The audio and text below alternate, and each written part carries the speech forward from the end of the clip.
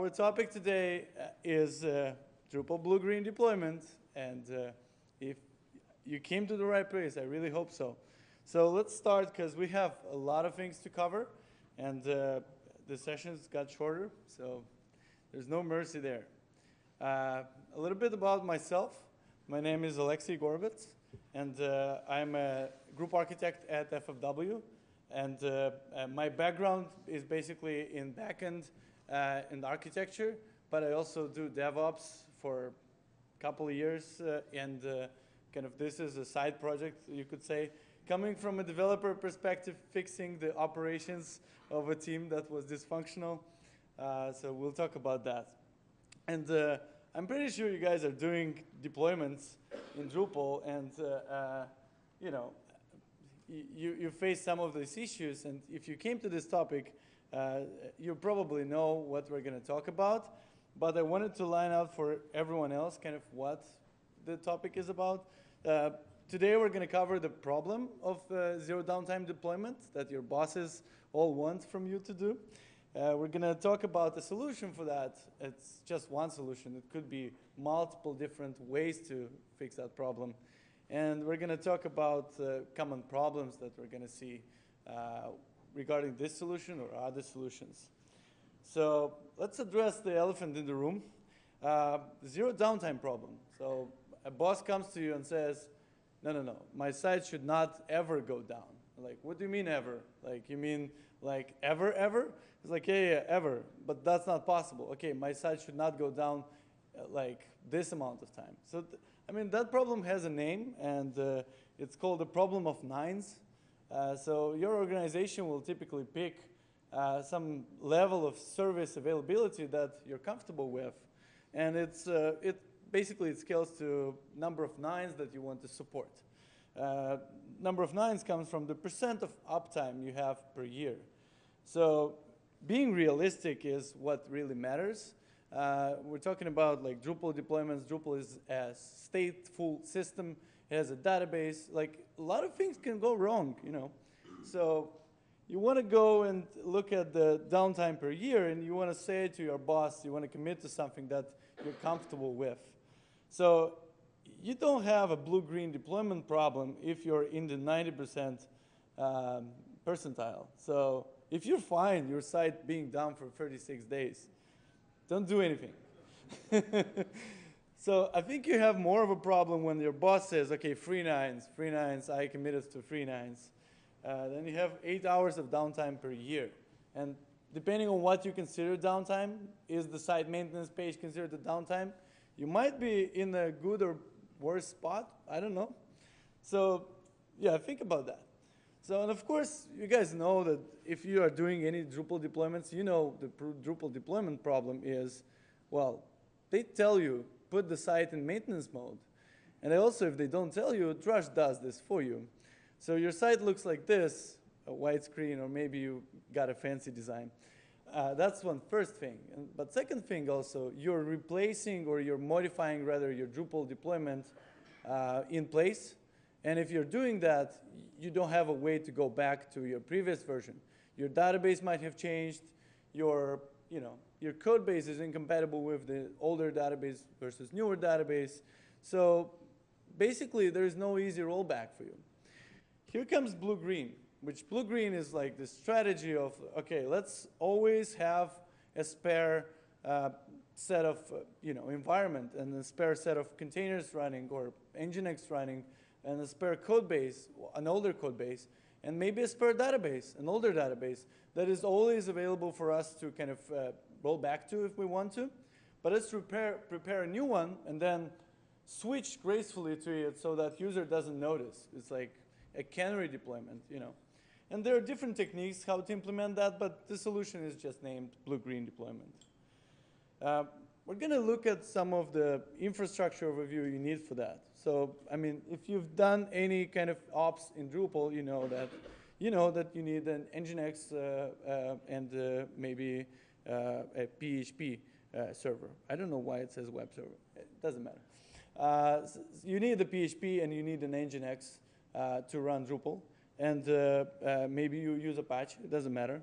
You need a database, you need maybe your file storage, you need some cache, and you typically like design your stack so it's highly available, so you want 2 of these, 3 of these, how many you want. And now the problem is that you need a clone of that. So all the time you invested in building this stack, you need to do it twice. So build a new stack that kind of has an immediate mirror of that. So when you're doing a kind of blue-green deployment, what you want to do is you want to deploy a new stack with the newer code base, and you want to copy the database. You want to copy all of the different state from the previous code base. So you might be using Drush for that, or I don't know, your favorite database copy tool works here. And then you want to test this stack independently from the production stack. So you want users to go to your stack, look at this website and say, oh, this is working, or no, this is not working, this is a bad version. As soon as you're happy with your staging stack, you're happy with the result, you kind of want to flip them. Flip is implementation detail, but you want users to go to the new stack that you just deployed and the old stack to become available for testing and comparison. So you're kind of like flipping the ideas or load balancer, and that's an implementation detail we'll cover. So basically that's the idea. But then if we go into implementation, this is where this particular session is going to be focused on AWS ECS, and it's going to be focused on Docker. So we're going to start this by modeling that stack on our local machines and kind of figuring out what services we want to run in the cloud. And yeah, you typically would dedicate an Nginx container, a PHP container for your, your application to run smoothly. But then there's a question: do you want to put Drush, Composer, other CLI tools in your PHP container, or maybe you don't? Maybe you want to put in a separate container so that PHP scales out to multiple instances. Drush is only one required, maybe. So maybe you don't put all of them there. So you kind of come up with this third container. You need to know that between those containers, there's some shared state and shared configuration. For example, you need the code base. Your code base should be in Nginx container because files are stored from there, static files. In PHP container and in CLI container because both PHP container and CLI container interact with your code base. And then you have a bunch of other services that you need on your local, MySQL, Redis, whatever caching you're using. So you want to configure those containers using something that could be swapped out. On local, you're going to give like a local configuration, so it's going to be like not secure password or something you don't have to like keep secret. And on production, you want this configuration to be supplied from somewhere else. So you need to think about that. So as you think about that, first tool comes to mind is starting building that stack using Docker Compose. So if you've worked with Docker, Docker Compose is basically that tool that assembles multiple containers, orchestrates them, and runs them on your local. And there are great tools that are using Docker Compose and kind of hide this detail away from you. But if you're doing like some serious production work, you might get back to the basics and understand how things are working.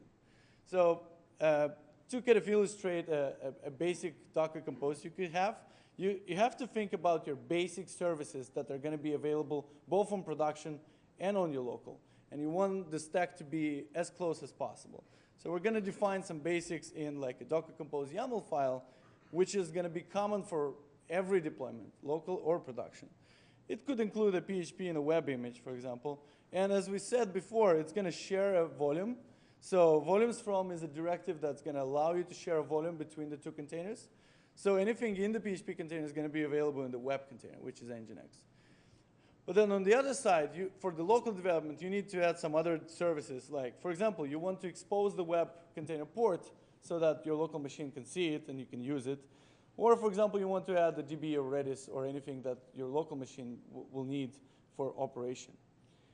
But then on production side of things, you want to probably tweak some of these things. So on production side, you can actually run a different command when you start your stack, a command that pulls some service secrets, for example, because locally you had like your own local secrets. And maybe, I don't know, maybe you want to configure differently your production PHP container because you want to turn off the errors. Maybe you want to give a different database name, depending on the stack you're deploying. Is it a blue or a green database? And stuff like that. Maybe you want to have two services, one for web, one for CLI. One is going to be scaled to free, one is going to be like just a single Drush container running there. And they also need that kind of support. So you're thinking in terms of CLI, in terms of like Docker Compose stack, and then you're kind of moving this away into the cloud. That's kind of the approach I took, and it worked really well. A lot of people will be thinking, oh, does Docker Compose work in AWS ECS? We'll get to that. So as you modeled your architecture on your local machine, you want to get to the cloud. And in the cloud, there are different terms that developers are not familiar with. And we'll start with a VPC, which is a virtual private cloud. It's basically a network, isolated network in AWS. And what we want to do, we want to deploy a cluster, which cluster is like a set of machines that are running. They have compute, and you can run containers on them. It could be 3, 5, 10, 11 machines. So basically, you treat it as a single set of machines that can go away, get back to you. And they have resources. So resources are the only limitation of the cluster. So you can run 5 containers or 10, depending on how much resources they consume. So in order for users to get to your application, you want to expose a load balancer. So load balancer is basically a load balancer. It balances requests from users, from user browser to different resources. So for the implementation of blue-green specifically, you want to have 2. Remember, the blue and the green. One we'll call active, and it's going to be serving traffic on port 80. And one we'll call inactive. It's going to be sitting there on port 8080 and basically waiting for you to test it. So as soon as you have these, you want to start deploying. Not yet. So you want to provide your stateful services. So your stateful services are your database, your cache. Before you need a code base, you need kind of where to store the Drupal database. So those, Amazon provides these as managed services. So you just deploy them, and it's managed for you. So it's really convenient. You don't have to put them in containers. And now we start kind of deploying. So when we start deploying our code base, let's say our code base is a version 1.0, you can deploy a task, a container running, and you can attach it to the load balancer. And you can also use something called a service in AWS that's going to scale this to multiple instances in your cluster so that you have failover, high availability. So you're going to get another container running version 1.0. And maybe you want a sidecar container, a container that is not serving traffic, but is used for kind of deployments, for example. That CLI container is a perfect example. You want to kind of put Drush in it, for example, and run deployments from there. But then you want, this is your active stack, for example. And then you want to deploy in an active stack. So you're doing kind of the same thing, but on the other side of the road. And you're attaching this to the other load balancer. And you're also deploying the CLI container. Remember how we talked about copying the database from one to another? Maybe your CLI container is that, the role of CLI container is to do that. So you can see that actually we have a database copy happening that CLI container is doing for us from the blue to the green. And as soon as you're ready, we're going to swap those listener rules that are going to be basically listener on port 80 is going to go to a different stack, and listener port 88 is going to go to the opposite stack as well. So that's kind of the architecture. So in order to implement this, we actually need to look into AWS constructs. What are these things I just mentioned? So in order to run a container in AWS ECS, you need to create something called the task definition. So task definition is kind of like a compose file. You can define containers you want to run, but it's in JSON format. You can do, I think, YAML format, a completely different format, but yeah, it works. Then this task definition, you can run multiple times, and the instance you're running is called a task. So those tasks could be running on different instances in AWS. But if you want to maintain a number of tasks, and you want to maintain a number of availability that your requirements are, you want to create a service. A service in AWS ECS is going to be something that takes a task description, task definition, and basically makes sure the number of tasks is always running, a minimum number you require. And also a service can be load balanced. So you can say those tasks are served by this load balancer on this URL. And people going to that URL will always hit those tasks that you're running. All of that runs in a cluster, which is like a boundary of resources. So how are we going to deploy this? So now we know how we're going to architect this, but we don't know how we're going to deploy this. In order to deploy something to AWS ECS, you need an image, which is a Docker image that's built with your code base and can run anywhere. So you start by, let's say you committed something in your code base, and it has a commit hash. Now you need a source file for how to build your image. It's called Docker file. So the Docker file is going to take the script that you put in the Docker file. It's going to build the image for you. And after you build that image, you want to push it to Docker registry. A Docker registry is a storage of those artifacts. It stores Docker images. So the version that you committed, you want to version it the same way or a similar way so that one artifact doesn't intersect with another. You want to have always a version to roll back to, and you want to have it always available. You don't want to replace it.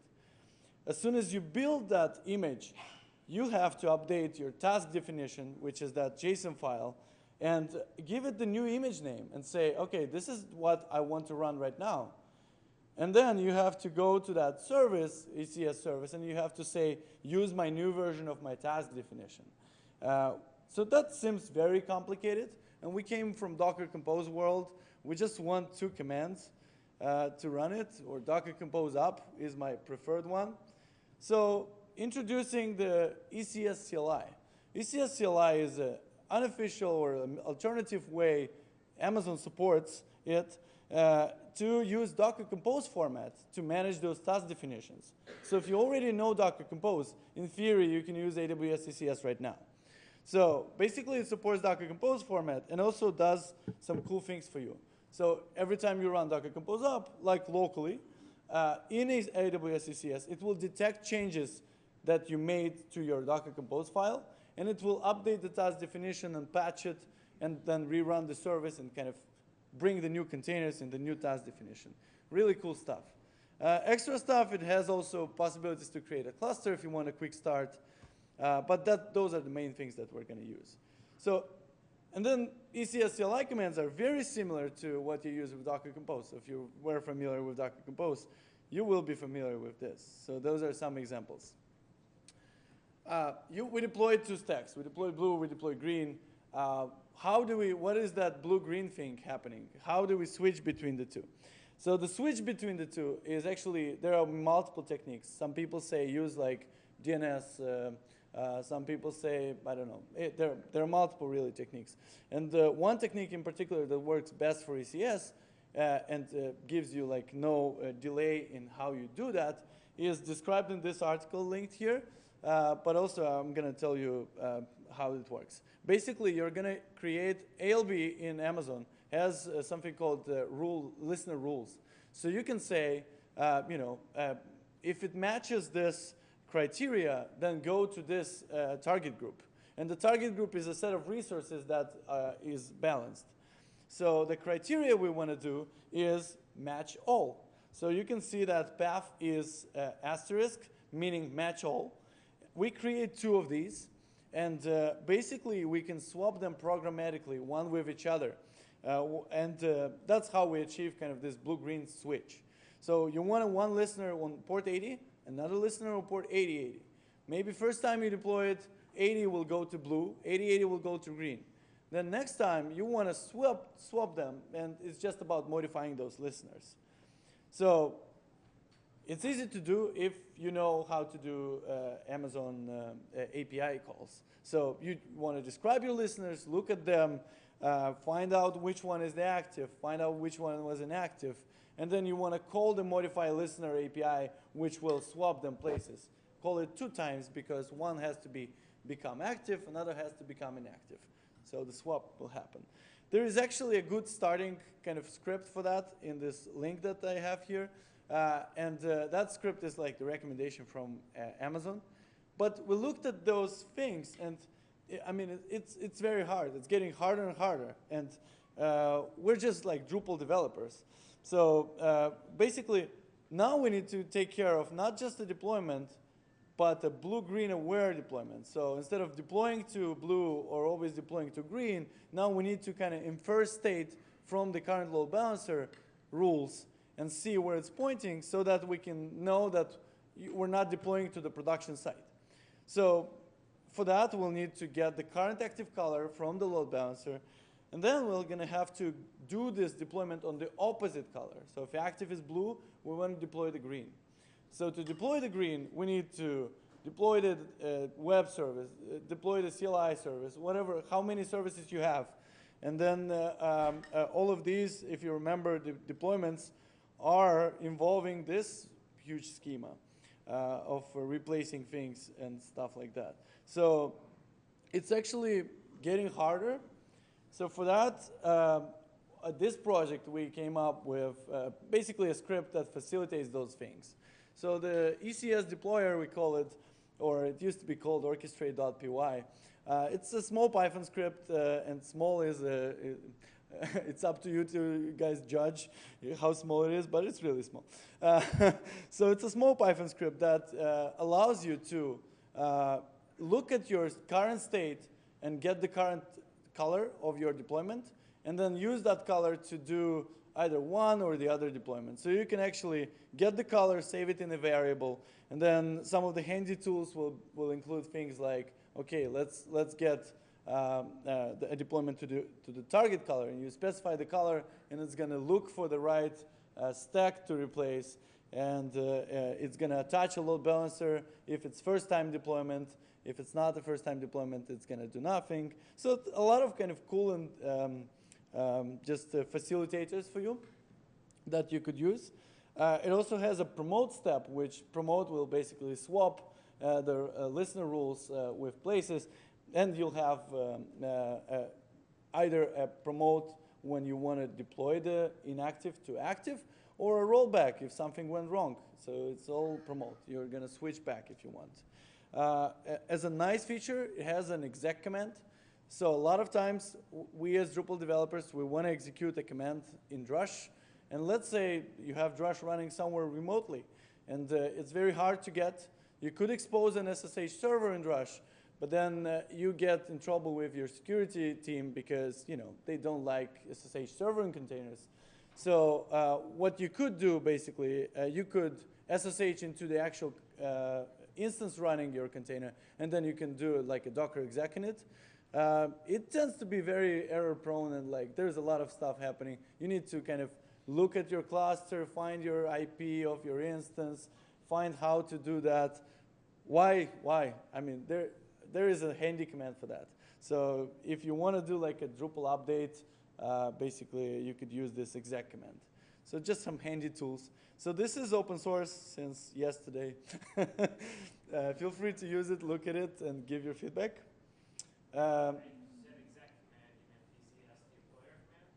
Oh yeah, the ECS deployer is like a script. They have multiple commands. I just mentioned 4 here. Yeah, there's more. So let's take a look at what is our typical CI/CD pipeline for this. So CI/CD pipeline, you guys have your own preferences. Sometimes someone's using Circle CI, someone's using, I don't know, Travis CI. My experience for this kind of blue-green deployment, you need something that supports workflows or pipelines. People call them differently, but it's something that stops there and asks for user input before proceeding. So if your CI/CD solution offers that, you're good.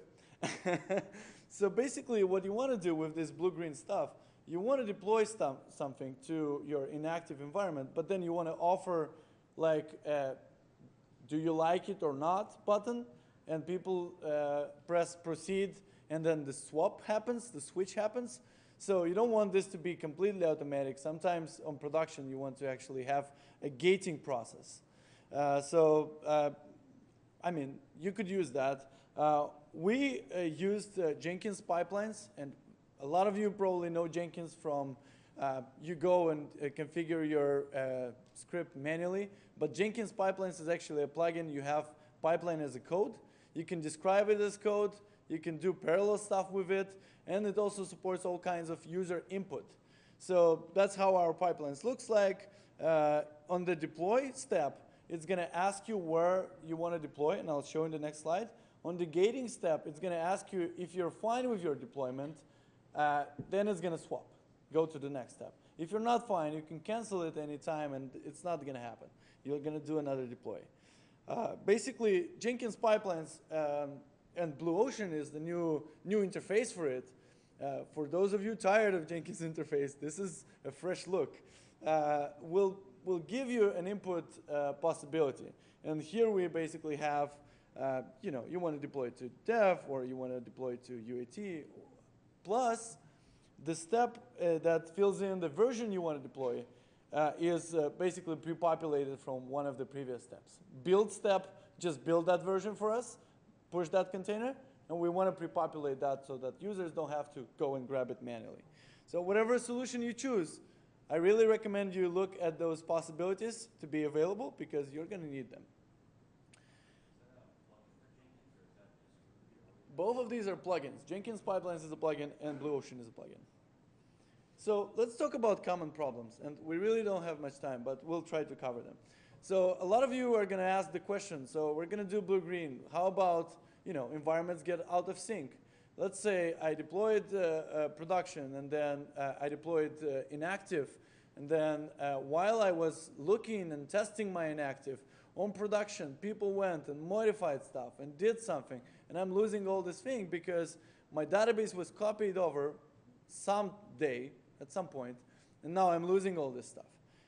And I'm not saying this is the only solution, but one solution you could have is you could restrict users from modifying your production environment from any content changes while you're doing the deployment. And instead of putting your site in maintenance mode, you could basically say put it in read-only mode. There's a module for that.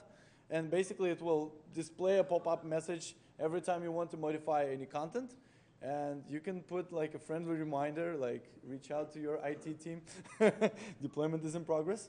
And then after you're done with promote, you could basically swap that back.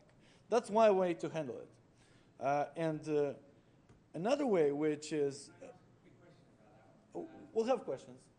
Oh, okay, sure.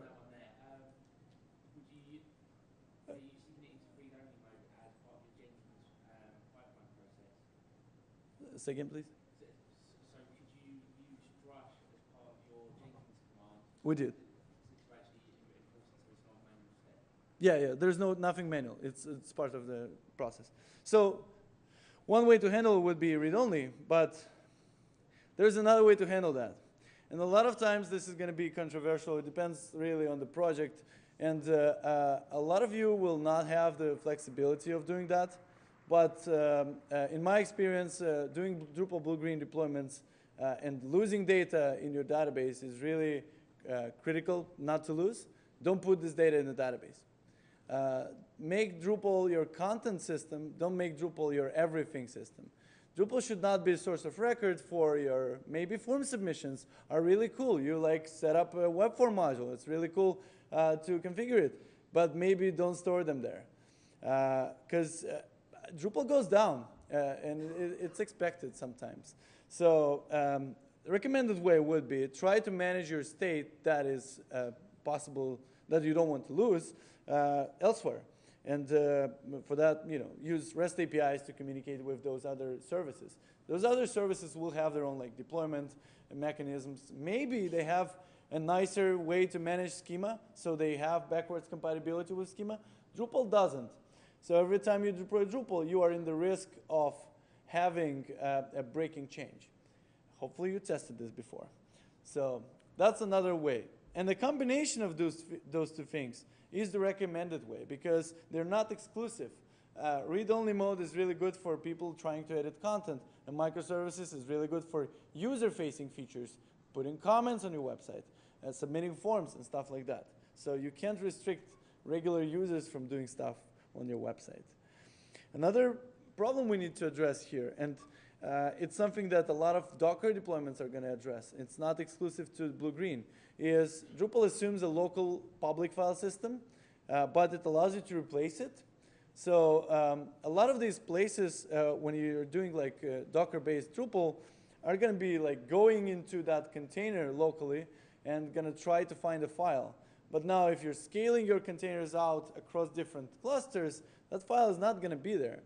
So you can use NFS, you can use GlusterFS, or all the other ways to share a network storage and make it like native for Drupal to operate, or you could offload that to a different storage. For example, we use S3 for files, and there's a module called S3FS. There's also another module called Fly System, which abstracts away storages, not just S3. And you want to look into that for this kind of solution. Just keep in mind, Drupal hard codes some of these things, so maybe you'll catch one or the other of these. Custom code hard codes these things, maybe you want to catch that. Twig cache is an excellent module that offloads the twig caching from the file system to like a temporary folder. So you want to use that as well. Secrets management. So we haven't talked about our secrets, but it's a very easy concept. So we talked that you have your configuration for your database somewhere in environment variables because you want it to differ from your local and production. But on production, environment variables, if they're stored in your task definition, they're plain text. So if you open Amazon, anyone with ECS access can open the task definition, gonna look at the password, send it to you, or change the picture of the like security guy and say, hey, I cracked Drupal. They didn't. They cracked people. So it's a problem. So if you want to manage your secrets, my recommended approach is using something called SSM parameter store. So parameter store is Amazon service which allows you to store some of the parameters like key values. It's hierarchical. So basically you can organize a hierarchy of, okay, this is prod, but this is prod, or this is prod web versus prod Nginx secrets. So you can organize in hierarchies your secrets. And then some of these secrets can be secret, really, like secure string. So the secure string is one of those types that is encrypted with a KMS key. And the KMS key will allow you, if you have access to encrypt it or decrypt it, it will allow. If you don't have access, no one can see this. So that way you can manage access. And then the running task you're running, you can give only to that container, you can give access to use that KMS key. So no one else needs to carry a key around and say, hey, this is my key to all the locks in this infrastructure.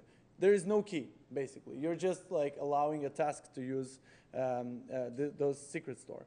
There's an excellent piece of software called Chamber, and Chamber will basically automate this for you. So you can basically run a command, provisioning the secrets in a single command. You can say chamber exec, tell the secret's name, and it will pull all the secrets into environment variables and then run the command. Like be it an Nginx command or a PHP command that starts the PHP server, it's just going to provision the secrets before doing that. So that's how you can manage secrets. And that's it for the main part of the session. And we're going to have questions in a second. So I just wanted to remind you guys that there is community sprints that you want to join on Friday. And your feedback on this session and other sessions is very, very welcome, especially for first-time DrupalCon presenters, if they tell you that. All right, and let's open this for questions. That's it for me, guys.